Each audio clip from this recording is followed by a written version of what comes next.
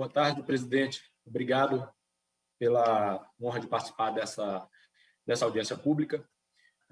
Aqui eu represento a Associação Nacional dos Delegados de Polícia Federal, que é a voz dos delegados da nossa querida Polícia Federal.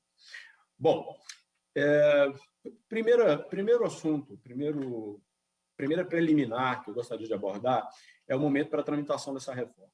Nós estamos em um momento, eu já falei isso na CCJ, e eu tenho que repetir agora para o nosso querido relator Arthur Maia, com quem nós tivemos muitas interlocuções, já na época da PEC da Previdência do governo Temer, durante a reforma da Previdência do governo Bolsonaro, nós conversamos bastante também, é um interessado na matéria, e nós já dizíamos naquela época que o momento para fazer as reformas tem que ser um momento em que possa ser feito um debate bem amplo sobre o assunto. Eu sei que estamos aqui tentando fazer esse debate, mas não é a mesma coisa. Hoje nós não conseguimos fazer o corpo a corpo com os deputados por conta da pandemia. Nós estamos na cabeça de cada brasileiro muito mais no instinto de sobrevivência, de sair desse período tenebroso, do que para tratar de uma reforma tão profunda no Estado brasileiro. Uma reforma que pretende alterar a maneira como o próprio brasileiro enxerga a prestação de serviço público. Então, essa reforma ela é baseada em dados secretos. Hoje mesmo, li na imprensa de que vão decretar sigilo dos dados que embasaram a reforma da Previdência, a reforma administrativa. A gente já sabia que a reforma administrativa é uma casa construída sobre um pântano, não existe fundação.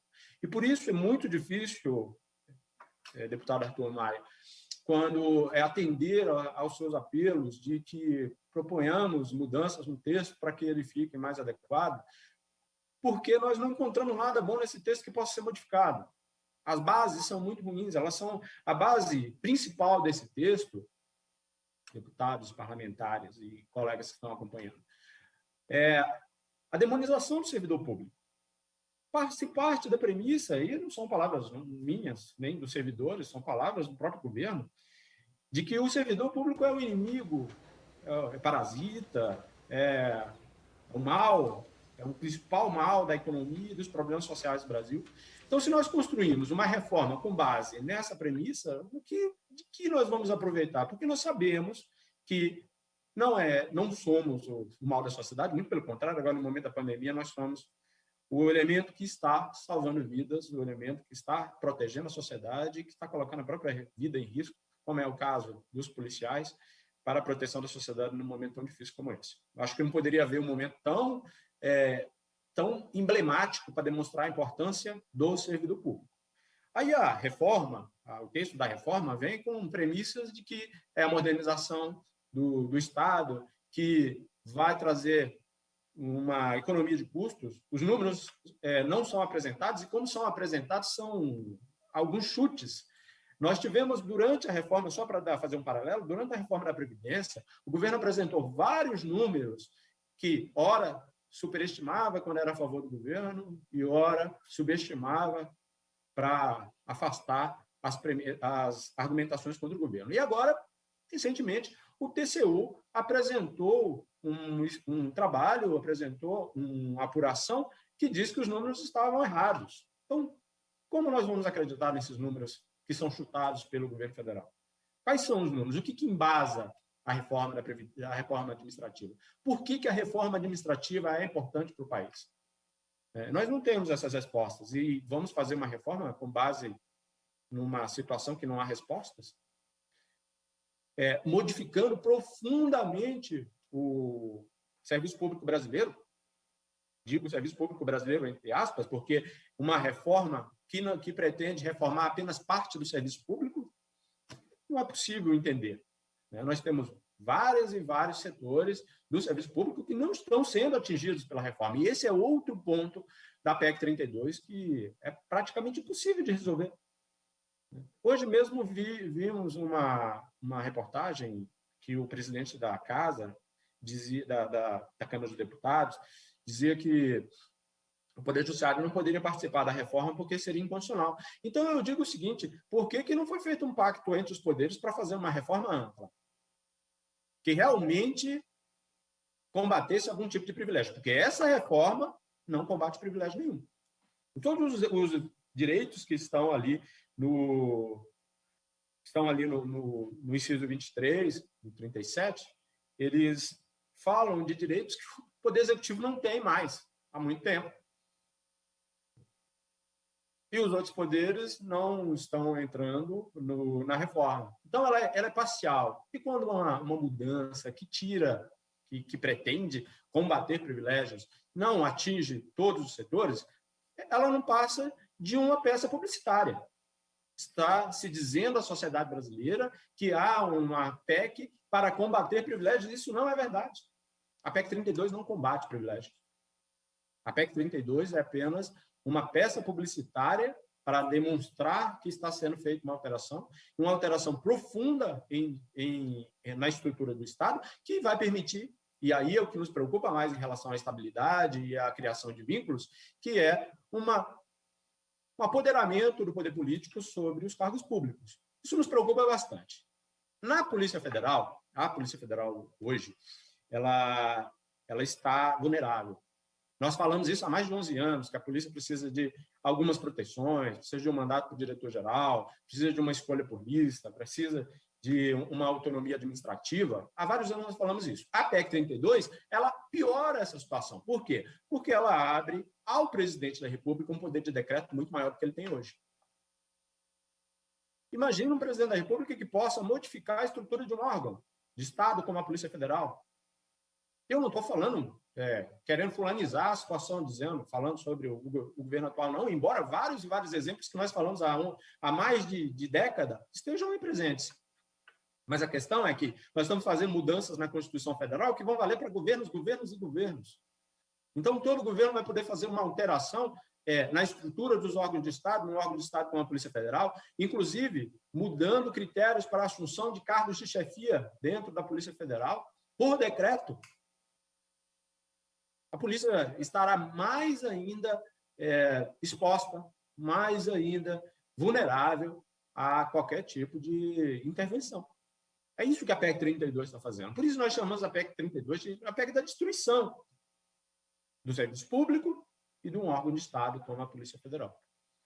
A PEC 32 é a pior notícia que nós tivemos nos últimos tempos sobre aquilo que mais interessa a nós, integrantes da Polícia Federal, que é ter um órgão de Estado que não protege nem persegue ninguém, que faz o seu trabalho para além de interesses do governo da vez. Porque é assim que os princípios republicanos do Estado Democrático de Direito exigem. É isso que eles exigem. E nós estamos aqui na PEC 32 piorando uma situação que já não é boa, de vulnerabilidade de um órgão de Estado. Eu falo daqui da Polícia Federal porque é o meu órgão, é a minha casa, onde eu estou há mais de uma década e meia. Então, me preocupa muito que o meu órgão possa estar desse jeito. Mas me preocupa também que tantos outros órgãos de Estado e tantas outras posições no serviço público sejam precarizadas, sejam vulnerabilizadas, não somente com a perda da estabilidade. Né? Por que a gente fala da perda? Mas eles falam assim, mas a Polícia Federal, os integrantes da Polícia Federal não vão perder a estabilidade. Mas onde é que está escrito isso? As carreiras típicas de Estado não estão definidas na Constituição Federal. Não há sequer, nessa PEC, não há sequer um conceito. E ainda que houvesse um conceito, conceitos são interpretados e ficam muito voláteis. Esse é um assunto sério. O servidor público não pode, uma hora ter estabilidade e outra hora não ter, porque estabilidade não é privilégio. Estabilidade é uma garantia da sociedade. Então, o texto não diz quem são os cargos típicos de Estado, não diz, ele fala em cargos, não fala em carreiras, vai construir dentro de órgãos pessoas com estabilidade e outras sem. Vai permitir que pessoas que possam ser demitidas a qualquer momento façam parte de um órgão como a Polícia Federal? Como é que essas pessoas terão tranquilidade para fazer um serviço tão delicado que esbarra no poder público, no poder político e econômico mais forte a todo momento? Então, eu estou dando, mais uma vez, ressalvando que eu estou dando o exemplo da Polícia Federal, que é a minha casa, mas estamos preocupados, todos os integrantes, com a estrutura do serviço público brasileiro. Esses cargos que vão ser demissíveis, né, a qualquer momento, dos vínculos, né, de tempo indeterminado, qual é a vantagem disso? Quais serão? Disse, inclusive voltando um pouquinho atrás para o decreto do presidente, para dar mais poder ao decreto do presidente, que ele teria mais flexibilidade. Mas quem disse que o governo tem que ter flexibilidade para mexer em órgãos? Em que isso é bom? Eu custo a imaginar, relator e presidente, que a Câmara dos Deputados, que o parlamento brasileiro vai abrir mão do controle constitucional, que, inclusive, não é só na Constituição, é um princípio do Estado Democrático de Direito vigente nas sociedades mais organizadas e mais desenvolvidas, de que um órgão fiscaliza o outro, que um poder fiscaliza o outro, que o poder estabelece entre os poderes e órgãos os freios e contrapesos. Então, o parlamento brasileiro vai abrir mão de aprovar, de discutir as medidas em que o governo da vez queira mexer em órgãos do Poder Executivo. Vão dar um cheque em branco permanente na Constituição Federal para o governo da vez.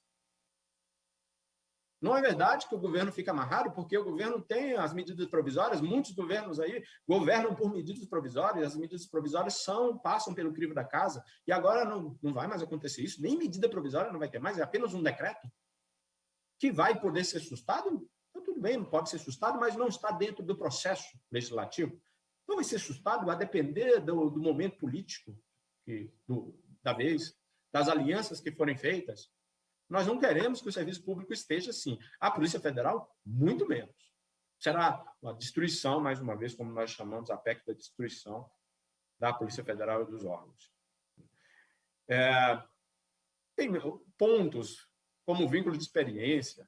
Imagina um delegado trainee, um delegado que vai conduzir investigações enquanto ele compete com outras pessoas pelo cargo ainda.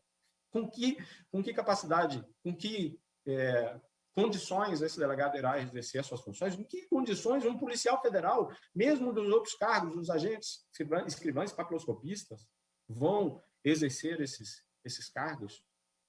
Com que tranquilidade? Então, a reforma não me parece ser nem um instrumento necessário para fazer as mudanças e fazer as alterações que nós imaginamos ser necessárias. Fala-se da avaliação de desempenho, mas a avaliação de desempenho já está prevista na Constituição há anos e nunca se regulamentou. Por que não estamos trabalhando para regulamentar a avaliação de desempenho? Nós somos favoráveis a uma avaliação de desempenho efetiva, bem feita, transparente, republicana, em que possamos separar os melhores instrumentos de gestão dentro dos órgãos, para que nós possamos ter o reconhecimento dos melhores, para que haja uma competição entre os servidores pela excelência na prestação de serviço público. Tudo isso pode ser feito sem uma PEC como essa que, mais uma vez eu digo, é uma peça publicitária para o mercado. E eu acredito que nem esse efeito terá. Porque já essas peças baseadas em dados secretos já perderam a credibilidade. Essa terceirização que querem fazer, talvez isso só atenda interesses de alguns setores privados que estão interessados nesse mercado tão importante que hoje é ocupado pelo serviço público. Mas é ocupado pelo serviço público porque é a garantia que, principalmente o mais pobre, o mais necessitado, terá aquele serviço público. A população, com a PEC, corre o risco de perder qualidade na prestação de serviço, ao contrário do que dizem que ela busca. Terceirização não vai resolver problema nenhum. Então, nós temos muitos problemas e o nobre relator Arthur Maia, a quem a gente já tem uma certa vivência e entendo que é uma pessoa bastante bastante bem intencionada, bastante interessada em evoluções na prestação de serviço público, recebeu uma missão terrível, que é aproveitar, construir algo em cima de um alicerce muito ruim, de premissas muito ruins. A nossa reforma está sendo feita no momento errado, da maneira errada, então não tem como dar certo. Os resultados vão ser muito ruins, né? Do jeito que está, eu não sei nem como salvar alguma coisa no texto. Não há como proteger as instituições de Estado da maneira como o texto está, né? Eu não sei se o relator irá construir um novo texto, se ele vai começar uma nova proposta, não sei, quando o relatório vir, nós vamos ver. Pedimos, nobre relator, a oportunidade de conversarmos a respeito mais detidamente, para que possamos, se não for possível, engavetar essa proposta muito ruim, discutir um texto totalmente diferente, porque esse aí não serve para nada, é um atraso para o Brasil e um castigo injusto para os servidores públicos do país, que demonstram toda a sua importância nesse momento de pandemia. Bom, encerro por aqui, agradeço ao presidente, ao relator e aos ouvintes, espectadores, pela participação da voz dos delegados de Polícia Federal. Muito obrigado, boa tarde. Obrigado, Edevaldir Félix de Paiva. Agora, por até 15 minutos, Cibele Franzés, professora da Fundação Getúlio Vargas. Por até 15 minutos. Boa tarde, professora. Boa tarde, deputado.